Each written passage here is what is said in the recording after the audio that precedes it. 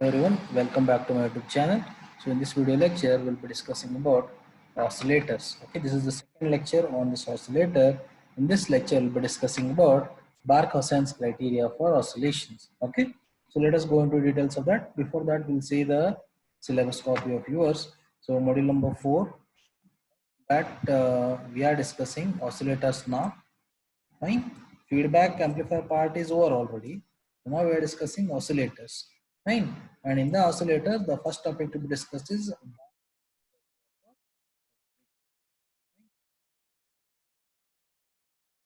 okay. So Bark-Husain's criteria. What is the Bark-Hussain? Bark-Hussain is a eminent personality who has studied this property of oscillations, and he has given some conditions. Okay, based on those conditions only oscillations are being set up. So that is why, in honor of the person, we are using the name as Bark-Husain's criteria. Fine. So in order to understand this, let us consider a basic oscillator circuit over here. In that we have an amplifier, we have a feedback element, fine, and see there is no input part. There is no any external input part. Whatever output that is coming from the feedback network, that itself will be an input. That itself be an input. That is what is being written over here. VF acts as a input. VF is this voltage. Feedback voltage is VF. VF itself acts as a input voltage VI. Fine. And we are getting output voltage over here V naught. Amplifier gain is A, and this beta is B bar he is representing. We can usually sometimes call it as beta also. So that will be the feedback factor. Fine. Okay.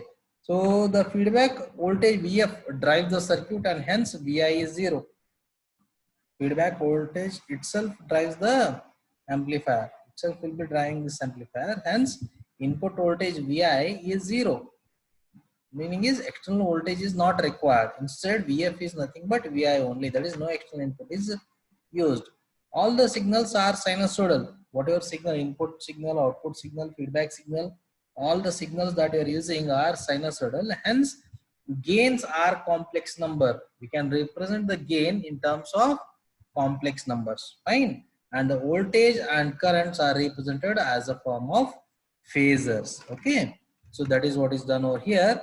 Just see, for a feedback network shown above, the gain with feedback is given by gain of with the feedback is given by AF is equal to output voltage by input voltage V naught by V in. Okay, which is equal to A divided by 1 plus A beta. This we have discussed early in the previous videos. Gain is equal to A divided by 1 plus A beta. Fine. Now, when V in is 0, in this expression, if I make V in 0, then what happens? Anything divided by 0 is what? It is infinity, right? So when we make V in is 0, the gain tends to be infinity. Gain will be infinity when we make V in 0. And if V in is 0, then this factor 1 plus A beta, this denominator factor will be equal to 0 only. And this is the condition required for gain to be infinite. Now, how to make this factor 0?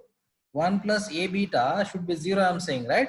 So, how we can make this 0? This equation 0, that is, when we make this term, the second term, this equation minus 1, plus 1 and minus 1 will become 0, right?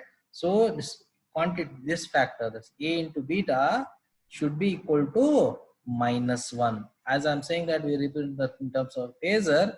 So let us represent this in the complex number minus 1 plus j0. In the phasor it will be 1 angle minus 180 degree. Under this condition what happens is VI will be 0 and VF, that is feedback voltage, drives the circuit into oscillations. Oscillation means continuous waveforms will be coming in. Okay, the condition, which condition? A into beta is equal to minus 1 is called as Barkhausen's criteria for oscillations. The condition A into beta is equal to minus 1, this is called as Barkhausen's criteria for oscillations. Right? For positive feedback, this angle A into beta is equal to minus 180 degree, and the phase shift around the amplifier must be 180 degree. So thus the total phase shift will be 180 degree plus 180 degree, that is overall will be 360 degree or 0 degree, and this is used in the positive feedback amplifier. That is what he's trying to say is, if this network is providing 180-degree phase shift, this network should also provide a 180-degree phase shift. Amplifier provides a 180-degree phase shift. Feedback network provides one more 180-degree phase shift. So 180-degree plus 180-degree together will be 360-degree. 360-degree or 360-degree is nothing but 0-degree, right? So whatever the input that is there over here, that phase and the feedback or voltage that we're getting, that phase also be same. So both will be in phase. That is what he's saying. Fine. So let us conclude this Bark-Hussein criteria by stating it in a two separate statements.